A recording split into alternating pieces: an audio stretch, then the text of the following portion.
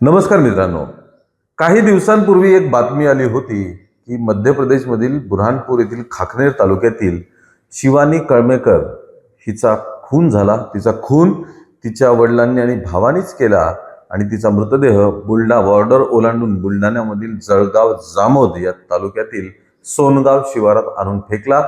मुंडकं धडापासून वेगळं केलं, ते 100 मीटर दूर जाऊन त्याला जाळलं, धड सुद्धा पेटवून दिलं. बॉडी अर्धवट जळली आणि नंतर ज्या शेतात हे धड फेकलेलं होतं त्या शेताच्या मालकाला सकाळी हा मृतदेह दिसला आणि या खुनाचा सगळा खुलासा झाला. खून का बरं झाला होता? तर शिवानी कळमेकर हिचे तिच्या चुलत भावासोबत प्रेम संबंध होते. तिला आपल्या चुलत भावासोबतच लग्न करायचं होतं, त्याच्यासोबतच आयुष्यभर राहायचं होतं. वडिलांनी तिला बरीच वर्ष समजावून सांगितलं, मारहाण केली, बरेच काही काही उपाय केले, पण शिवानी काही आपल्या चुलत भावाचा नाद सोडायला तयार नव्हती. नंतर शिवानीचं लग्न अमरावतीतल्या एका युवकासोबत लावून देण्यात आलं. 15 एप्रिलला हे लग्न पार पडलं. लग्न झाल्यानंतर शिवानी आपल्या सासरी गेली. 20 एप्रिलला ती परतीसाठी माहेरी आली. 2-3 दिवस गेल्यानंतर शिवानीने परत आपल्या वडिलांजवळ उल्लेख केला की मला परत जायचं नाही आता माझ्या नवऱ्याकडे, मला चुलत भावासोबतच संसार करायचा आहे, त्याच्यासोबतच राहायचं आहे. हे झाल्यानंतर वडिलांचा अर्थात परत वाद झाला. त्यांनी खूप समजावून सांगितलं, पण शिवानी काही ऐकण्याच्या तयारीत नव्हती. मग हा वाद बाचाबाचीत गेला, आरडाओरडा झाला आणि शिवानीला मारहाण करण्यात आली. घरातीलच एका जड लाकडी बांबूने शिवानीला तिच्या वडिलांनी मारहाण केली. डोक्यात एक फटका बसला, शिवानी जमिनीवर कोसळली. रक्ताच्या चिळकांड्या डोक्यातून उडाल्या आणि शिवानीचा तिथेच मृत्यू झाला.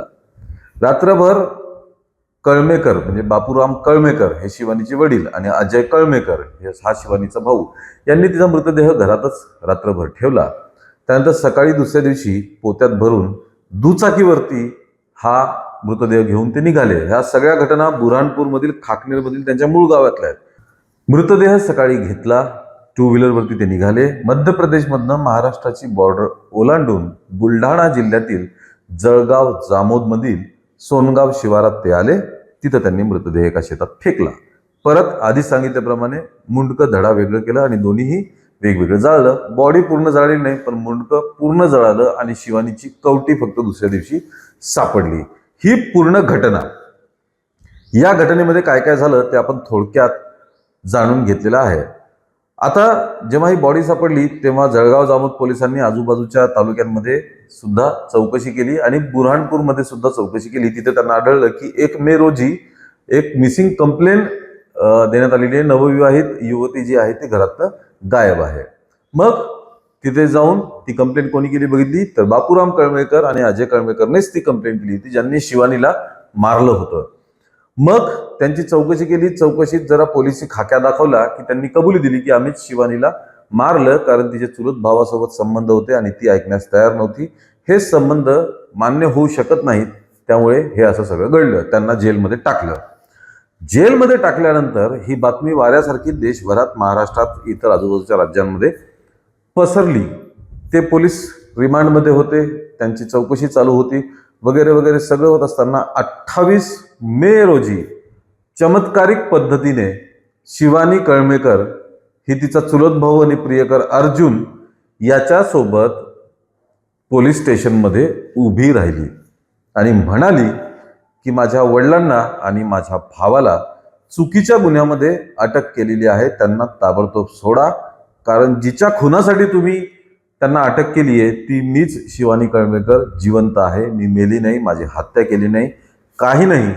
मी माझ्या प्रियकरासोबतच घरातून निघून गेलेली होते, त्यामुळे मी काही मेलेली नाही. पोलीस, अख्खा महाराष्ट्र, अख्खा मध्य प्रदेश या गोष्टीमुळे अक्षरशः चक्रावून गेला आहे की जी मुलगी गायब झाली होती, तिचं मुंडकं सापडलं, बॉडी सापडली, ती जिवंत कशी काय आली. या घटनेची अधिक माहिती अशी आहे मित्रांनो की ती बॉडी सापडली हे काही खोटं नाही. ती बॉडी सोनगाव शिवारात सापडली. पोलिसांनी तपासही केला, कुठे मिसिंग कंप्लेंट आहे का ते पण बघितलं, पण त्या बॉडीचा काही ठाव ठिकाणा लागणं शक्य नव्हतं. बुरहानपूरमध्ये या शिवानीची मिसिंग कंप्लेंट मिळाली आणि पोलिसांनी काहीही संबंध नसलेल्या या 2 गोष्टींना आपसात जोडलं की हा मृतदेह शिवानी कळमेकरचाच आहे. तिला तिच्या वडिलांनी आणि भावानीच मारलं, कारण तिचे चुलत भावाशी संबंध होते म्हणून वडिलांनीच हिला मारलं, अशी सगळी कथा रचली आणि या बापलेकांना जेलमध्ये टाकलं. शिवानीच्या म्हणण्यानुसार काहीही झालेलं नव्हतं. 25 एप्रिलच्या संध्याकाळी मी माझ्या प्रियकर भावासोबत निघून गेले होते. घरच्यांना काहीही पता नाही.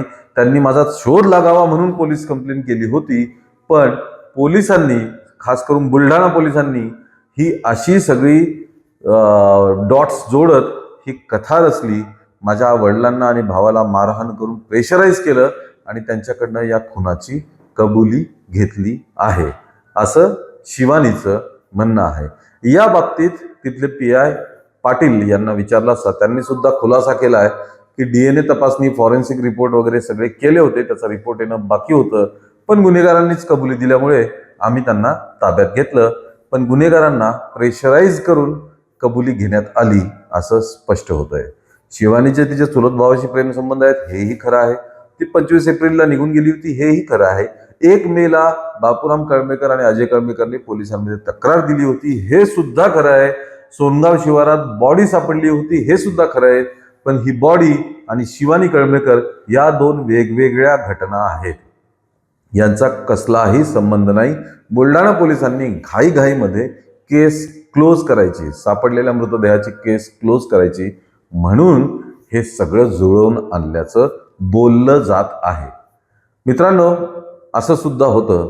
पोलिसांवरती आपला जो ठाम विश्वास असतो आणि बुलढाणा पोलिसांचं तर कौतुक झालं होतं. 13 दिवसात छडा लावला, 13 दिवसात सगळं शोधून काढलं प्रकरण वगैरे म्हणून 2-4 दिवस कौतुकही झालं. पण शेवटी हे असं बिंग फुटलं आणि सगळा कारभार समोर आलेला आहे. तुम्हाला काय वाटतं मित्रांनो या सगळ्या घटनेवरती? या घटनेचा पहिला व्हिडिओ आम्ही केलेला आहे, तो सुद्धा जरूर बघा आणि त्यानंतर हे त्याचं पुढचं प्रकरण. या व्हिडिओवरती नक्कीच कमेंट करा, लाईक करा, शेअर करा आणि आमच्या चॅनलला ताबडतोब सबस्क्राईब करा. धन्यवाद.